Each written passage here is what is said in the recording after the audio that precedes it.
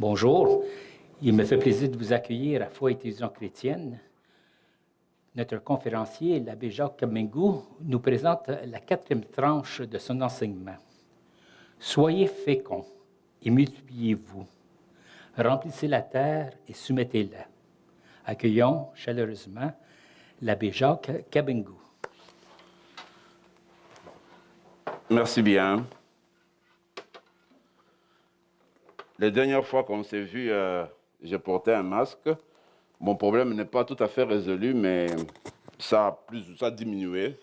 Alors je me suis dit, je vais quand même me présenter comme je suis. Pour cette partie qui reste, j'ai remarqué que le problème que j'avais a un peu diminué que les dernières fois. Alors, juste pour revenir sur l'essentiel de notre présentation, je voudrais rappeler que j'ai beaucoup puisé dans les deux récits de la création pour justement arriver à déceler ce que Dieu désirait, ce qu'il voulait, donc le dessein de Dieu, vouloir le relever et puis le partager avec vous, justement le dessein de Dieu qui nous oriente et qui nous montre comment, n'est-ce pas, gérer notre création. Alors, pour cette présentation, très rapidement, nous allons sortir un peu du cadre biblique pour aller contempler ce qui se passe exactement dans notre monde social, dans le monde de l'environnement. Alors, je voudrais rappeler la critique que, n'est-ce pas, certains penseurs font à l'Église, disons au christianisme, se servant de le thème que je vous propose aujourd'hui, que Dieu nous aurait dit de soumettre la terre, de dominer les poissons, de régner sur les animaux. Alors ils nous disent que c'était une manière en fait d'encourager l'être humain à saccager, à régner comme il entend sur la création. Ce qui n'est pas vrai parce que nous l'avons démontré dans les présentations précédentes. Alors ce que je voudrais maintenant, c'est tout simplement contempler notre environnement et essayer de découvrir pourquoi y a-t-il problème dans notre milieu d'aujourd'hui. Qu'on le veuille ou non, il y a des transformations, il y a des changements. Il y a par exemple certains auteurs qui, aussi s'appuyant sur Genèse, eux disaient, voilà, la vérité est ce qui sort du changement. Si tu ne changes rien, c'est qu'il n'y a pas de vérité. Alors ça, c'est un monde scientifique qui fait qu'on fasse des transformations continuellement. Quand on transforme rien, quand il n'y a rien de nouveau, à ce moment-là, il n'y a pas de vérité. Donc, il faut continuer à transformer les choses. Même si on épuise les choses, il faut toujours continuer à transformer parce qu'on manque la vérité. Alors là, ce sont des pensées, voyez-vous, qui ont inspiré certaines personnes dans notre monde d'aujourd'hui. Quand on regarde notre histoire humaine, nous pouvons dire que le problème, ça a été surtout lancé à ce qu'on appelle le Club de Rome, probablement en 1971. C'est pour la première fois où on commençait à dire que les ressources humaines, les ressources de la Terre sont épuisables. Donc, à un moment donné, on peut arriver de sorte qu'une mine qui produisait, par exemple, du cuivre n'en produise plus, parce qu'il n'y en a plus. On a tout puisé, on a tout utilisé. Voyez-vous, on vivait dans un monde tel que on pensait que tout, c'était inépuisable, on pouvait tout avoir. Regardez, je me rappelle, quand je vivais au grand séminaire, alors, généralement à midi, quand nous mangions, si par exemple à votre table il manque un peu de sauce, un peu de viande, tu pouvais te lever, aller à la cuisine avec le plat, et puis tu revenais pour servir tes compères. Alors moi, comme j'avais toujours bon appétit et grand appétit, souvent j'étais parmi ceux qui se levaient pour aller à la cuisine. Il ne fallait pas encore plus, et puis revenir se servir. Alors je me rappelle une fois notre recteur qui dit, il y a des séminaristes ici qui pensent que quand ils vont à la cuisine est inépuisable. Vous pouvez toujours trouver de la nourriture. Vous allez à la cuisine, il y a toujours de la nourriture. Vous allez là-bas, il y a toujours de la nourriture. C'est inépuisable. Disait-il. Donc, comme pour dire, en fait, c'est ce qui s'est passé sur la Terre. Nous, on pensait que c'était inépuisable. Il y a un endroit où il y a du diamant. Oui, mais si on continue à exploiter, à un moment donné, il n'y aura plus de diamant. Alors, nous, on a vécu dans un monde jusqu'à un certain moment où on avait l'air de penser que tout était inépuisable. On pouvait faire n'importe quoi. voyez-vous. On pouvait se comporter de n'importe quelle manière. Alors, la première pensée est sortie, c'est ce qu'on appelait Club de Rome en 1971, qui a commencé à penser, à dire, écoutez, les ressources terriennes, les ressources de la terre sont épuisables. Si on ne fait pas attention à un moment donné, on peut se retrouver sans rien. Même l'eau, ça peut faire un problème. Donc il faudrait qu'on utilise les choses avec sagesse, d'une manière ordonnée. Alors à partir de ce moment-là, il y a eu beaucoup de gens qui commençaient à réfléchir petit à petit sur notre environnement, sur ce qui se passe dans le monde. Et jusqu'au pratiquement maintenant au XXIe siècle, c'est devenu un problème sérieux au XXIe siècle, qu'il faut vraiment considérer l'environnement dans le vrai sens de choses. Alors, il y a ce qu'on appelle la pollution. La pollution qui a apporté beaucoup de changements climatiques. D'abord, encore une fois, vous trouvez des personnes, des penseurs, qui nient catégoriquement, ils sont minoritaires, mais ils nient catégoriquement tout ce que nous alléguons sur le changement climatique. Eux disent que non, ce sont des choses naturelles, l'univers, il y a toujours des cycles, puis ça va revenir comme c'était avant, et puis vous inventez les choses pour vous faire de l'argent. Tu vois toujours des gens dans ce sens-là. Même le pape, il est prudent parce qu'il tient compte de ces gens-là. Dans son encyclique, il dit bien que selon un consensus bien prononcé et auquel on peut se fier, un consensus scientifique, eh bien, le réchauffement de la planète est une réalité et c'est causé par des activités humaines. C'est ce que les scientifiques ont démontré concrètement. Alors, ce n'est pas des choses comme ça qu'on invente. Parce que tu vas trouver des gens qui sont contre ce que le pape a dit. Parce qu'eux disent que non, tout ce problème d'environnement, c'est rien du tout. Ce sont des inventions. Hein? Alors, scientifiquement, et notre Église s'appuie sur des choses scientifiques en ce qui concerne l'environnement, pour dire qu'il faudrait qu'on fasse attention parce que le comportement humain est en train de conduire le monde à la catastrophe, la planète à la crise. Alors c'est pourquoi, justement, il faudrait qu'on soit conscient de ce qui nous entoure, de ce qui se passe autour de nous. Alors, il y a cette pollution de l'air qui est causée par les transports, dioxyde de monoxyde, alors dioxyde de carbone, et puis tu as l'air qui devient, n'est-ce pas, empoisonné. Alors, quand on respire continuellement, bien, à la longue, ça peut produire certaines maladies, ça peut produire certaines causes qui vont conduire, n'est-ce pas, à la mort. Alors, tu as des choses qui contribuent à ce qu'on appelle l'acidification. Ça devient, on met de l'acide dans le sol, donc l'acidification. Donc, tel qu'on se comporte avec tout ce qu'on invente, avec les engins qu'on conduise, eh bien, il y a l'acidification du sol, de la mer, évidemment de l'eau. Alors tout ça, à un moment donné, ça pose un problème respiratoire chez les êtres humains. Il y a la détérioration rapide de la santé en général. Alors tous ces problèmes-là, il faut en être conscient qu'il y a la pollution d'air. Encore une fois, mon exemple personnel, moi, là où j'ai grandi, c'était pas loin d'une usine, en fait, qui faisait ressortir, qui travaillait de la terre, de matière première, pour en faire des cuivres. Alors, les séminaires où j'ai grandi, où j'étais, même quand on jouait à l'extérieur, on faisait du sport, à un moment donné, vous aviez une marée de fumée qui arrivait, qui dépassait parce que ça venait de l'usine. Vous pouvez sentir que ça faisait fort, il fallait vraiment boucher les nez pour ne pas sentir, laisser la vague passer. Parce que ça venait de l'usine, en fait.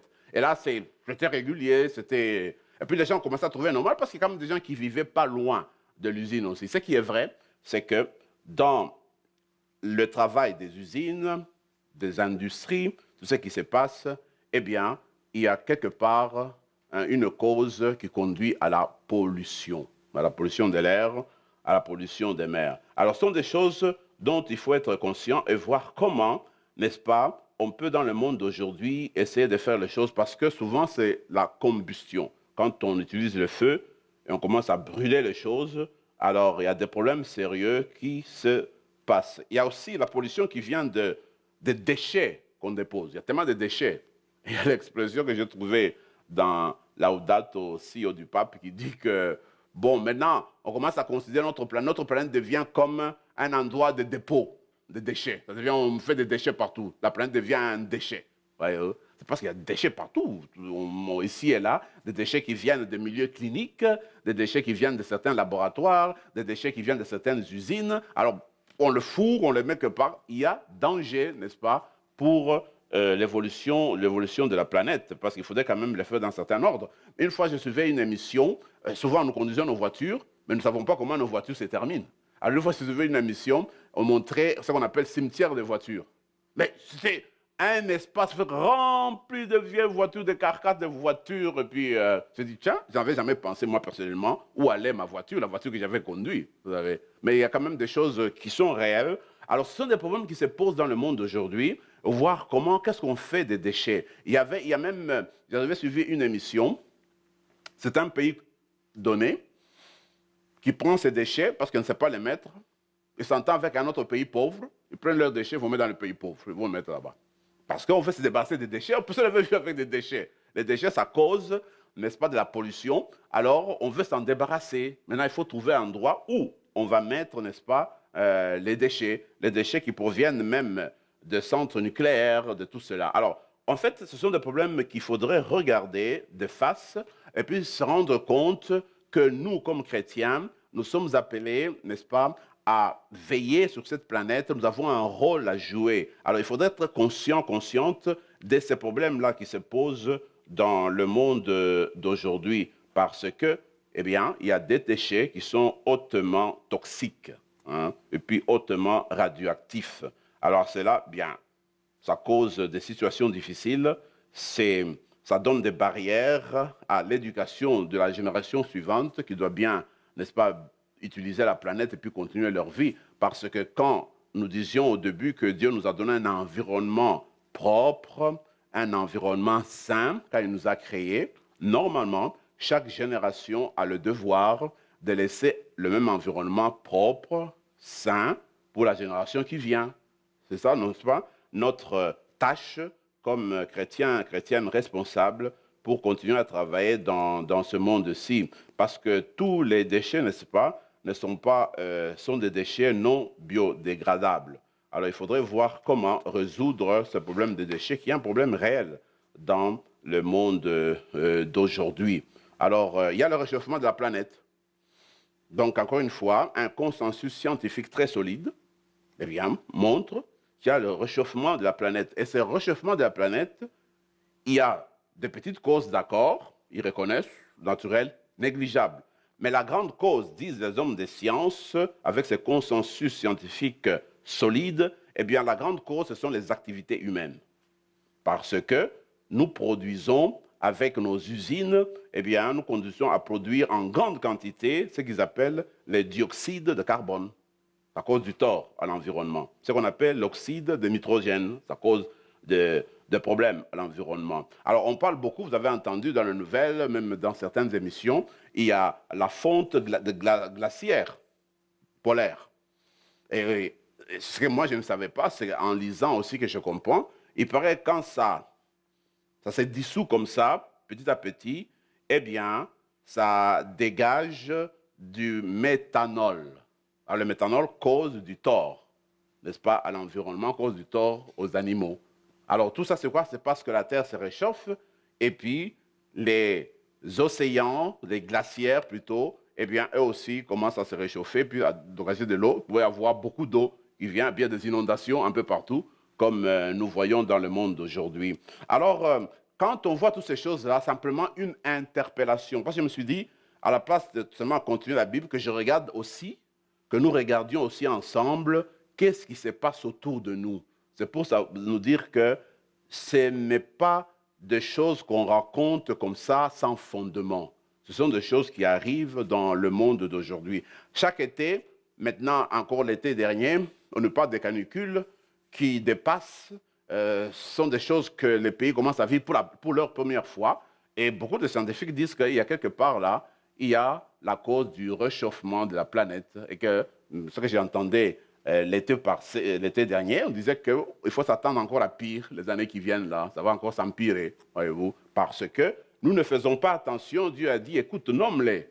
Dieu nous a dit, regardez, vous êtes créés à mon image. Donc, à l'image de Dieu, nous devons considérer cet environnement à l'image de Dieu, c'est-à-dire eh bien, comme Dieu est créateur, qui a créé dans sa générosité, dans sa sagesse, qui a mis chaque chose dans l'harmonie, qui a remis aux premiers humains un environnement sain, nous aussi, comme co-créateurs, co-créatrices, nous sommes appelés à faire la même chose, à veiller de sorte que l'environnement que nous avons ici puisse, n'est-ce pas, être à la disposition des générations futures, mais dans le sens que ces générations-là puissent aussi grandir, s'épanouir comme des êtres humains faits à l'image, à la ressemblance de Dieu, mais aussi comme ceux-là qui ont été créés avec l'argile, mais toutefois avec la laine de Dieu. Donc c'est une responsabilité, en fait, c'est une responsabilité qui nous concerne aujourd'hui quand nous méditons sur ce texte biblique.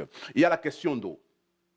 Dernièrement, avec la fête d'Action de grâce, j'ai fait un petit tour dans les écoles, et puis c'était pour célébrer la fête de l'Action de grâce.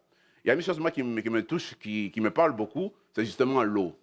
Regardez, avec l'eau, nous buvons. Nous avons bu l'eau d'ailleurs il n'y a pas longtemps. La même eau, ça nous sert à cuire, à préparer de la nourriture. La même eau pour nettoyer nos habits. La même eau pour nous laver. La même eau pour nettoyer nos voitures, nos maisons, pour arroser, pour faire boire nos animaux. La même eau. Mais c'est extraordinaire. Trouver un élément dans la nature qui est utilisé pour tant d'usages. Mais c'est extraordinaire selon moi. La même eau pour tant d'usages. Et même une bonne eau fraîche. Quand tu as marché, tu viens à la maison, tu t'assois, tu bois un bon verre d'eau fraîche. Tu te sens bien, l'eau. Ouais. Donc l'eau, en fait, il y a un problème d'eau dans le monde d'aujourd'hui. Pourquoi? Eh bien, parce que l'eau potable n'est pas toujours disponible partout. Ce n'est pas un fait acquis encore. Donc, il y a des endroits, par exemple, quand tu prends les pays du Sahel, donc au nord de l'Afrique, et puis qui sont proches du désert Sahara. On nous dit que le désert continue à s'étendre. Alors les pays qui sont limitrophes au désert sont des pays du Sahara, du Sahel, comme on appelle. Alors, souvent, les personnes qui vivent là-bas sont à la recherche de l'eau potable. Il faut faire des kilomètres et des kilomètres pour attraper l'eau, pour avoir de l'eau. Il faut se déplacer avec ses troupeaux pour chercher de l'eau. Parce que l'homme, l'être humain, ne peut pas vivre sans eau, c'est impossible. Il faut coûte que quelque part, il y ait de l'eau potable. Alors, maintenant, quand il y a de l'eau potable, ce qui commence à se passer, et ce que disent les spécialistes pourra se passer encore plus tard, peut-être que certaines grandes usines pourront avoir le monopole de certaines sources d'eau dans le monde et commencent à vendre l'eau pour se faire plus d'argent. Et cela, ça va conduire à ce que certaines personnes manquent d'eau. J'ai eu l'occasion, dernièrement, il y a peut-être 2 ans, de visiter un ami ghanéen, un prêtre, qui m'avait invité chez lui au Ghana, dans le diocèse de Bokatanga. C'est un diocèse qui n'est pas en ville, mais qui est en dehors de la ville. Alors moi, j'ai visité, mais ce qui m'a frappé, c'est que dans ces villages-là que j'ai visités, il y avait la présence de l'eau avec la bouteille en plastique que nous avons ici. Des usines, qui viennent des usines. Maintenant, le prêtre que j'ai visité, dans sa paroisse, il a trouvé une machine qu'il a essayé de commander. Et cette machine-là l'aide à pomper l'eau, à la rendre potable, et il fait concurrence à ces grands commerçants, à ces grandes usines. Il vend aussi, à part de la paroisse, des petits sachets comme ça en plastique d'eau, qui ne coûtent pas grand-chose. Alors les gens se faufilent, ils vont acheter de l'eau, ils ont de l'eau potable à partir de la paroisse. Alors en tout cas, moi, ça m'a interpellé, je me suis dit, peut-être une manière d'évangéliser, c'est justement de veiller à ce que toute personne ait de l'eau potable, dans la mesure du possible. Parce que l'eau potable, en fait, c'est un droit humain. Tu ne peux pas vivre sur la terre sans avoir de l'eau. Et puis, personne ne peut dire, ça c'est mon eau, c'est l'eau à moi. Mais non, Dieu nous a donné cette terre-ci pour justement partager, pour qu'on partage ensemble, pour qu'on reconnaisse comme une humanité unique, nous avons la responsabilité de la terre. Maintenant, tu ne peux pas confisquer certaines choses, certaines sections de cette planète pour te dire que ça t'appartient, que les autres n'en ont pas droit, surtout quand on parle de l'eau potable. L'eau potable, c'est un droit. On ne peut pas faire de sorte que certaines personnes n'aient pas droit à l'eau. Alors, pour voir de l'eau, c'est difficile. Je connais dans certains coins, tu peux voir, quand on veut attraper de l'eau, il faut faire 5 km. Il faut aller loin pour chercher de l'eau. Et puis, on vient en apporter de l'eau dans un seau. Alors, il y a des difficultés qu'il faut reconnaître que ça existe dans notre monde d'aujourd'hui, que normalement, quand nous parlons de l'environnement, quand nous voulons réfléchir sur la question de prendre soin de notre planète, la question d'eau doit prendre une place prépondérante parce que l'être humain ne peut pas subsister sans l'eau potable. Et que si l'eau n'est pas potable et que si l'eau n'est pas bien soignée, ça devient source de maladies. Alors on parle de choléra, alors on parle d'autres types de diarrhée, alors on parle de ceci, parce que l'eau, n'est-ce pas, est polluante, est polluée. Alors, c'est pourquoi je crois que le problème d'eau, dans la réflexion qui nous est proposée ici, est un problème qu'il faut considérer très sérieusement, parce que quand on manque l'eau, eh bien, on manque de la vie, certainement. Et puis, il y a ce qu'on appelle les eaux souterraines. Les eaux souterraines sont aussi menacées par des produits chimiques que nous fabriquons et que, bien, ces produits-là, à un moment donné, ça va aussi dans le sol. Alors, ça va polluer les sources d'eau. Donc, ce sont des choses, n'est-ce pas, que normalement, sur lesquelles on doit veiller pour qu'on continue à sauvegarder les sources d'eau. Donc, ce sont des choses, à mon avis, dont il faut tenir compte dans notre évolution, dans notre réflexion. Regardez, quand Dieu a créé, dans leur conception, les gens dans le temps, ils disaient que en haut, au firmament, il y avait de l'eau. C'était comme ça qu'ils pensaient, dans le monde ancien. Et puis en bas aussi, il y avait de l'eau. Alors, ce que Dieu a fait, il a séparé de l'eau. Il a mis de l'eau, il y a eu des eaux d'en haut et des eaux d'en bas. Les eaux d'en bas sont des mers, des océans, des rivières. Alors, dans la mentalité ancienne, les eaux d'en haut, c'est là que vient la pluie. Dieu a mis de l'eau en haut. C'est pourquoi il pleut. Donc, c'est dans leur mentalité. Donc, comme pour dire, en fait, Dieu a tenu compte, n'est-ce pas, de l'eau, et Dieu a réparti de l'eau d'une manière équilibrée, je trouve, dans tous les continents de la terre, dans toutes les places de la terre. Quand tu regardes, quand on dit, eh bien, Dieu, ce qu'il a fait, il a séparé les eaux de la terre ferme. Alors, les eaux qui ont été séparées de la terre ferme, eh bien, ce sont des lacs, ce sont des fleuves, c'est la mer. Maintenant, ces eaux-là que Dieu a séparées, c'était pour que ces eaux-là restent en bonne santé, que ces eaux-là restent, n'est-ce pas, en train de servir l'être humain. Et ce qu'on oublie, c'est que quand l'eau est polluée, les êtres marins sont aussi pollués.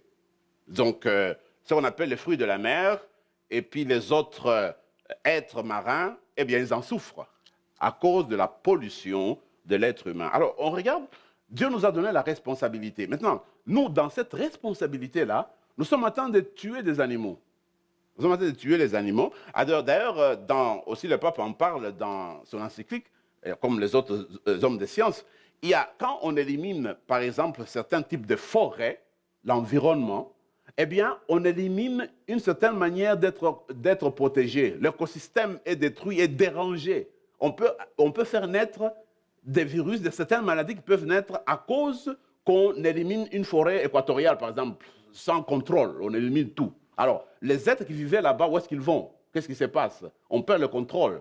Donc, chaque chose, en fait, a été créée avec dessein. A été créée à dessein, et Dieu a placé chaque chose à sa place. Alors, nous, notre devoir, comme image et ressemblance de Dieu, c'est co-créer avec Dieu, donc c'est continuer cette beauté de la nature, et puis continuer à veiller qu'il y ait l'harmonie entre les êtres, l'harmonie entre, n'est-ce pas, les eaux et la terre ferme.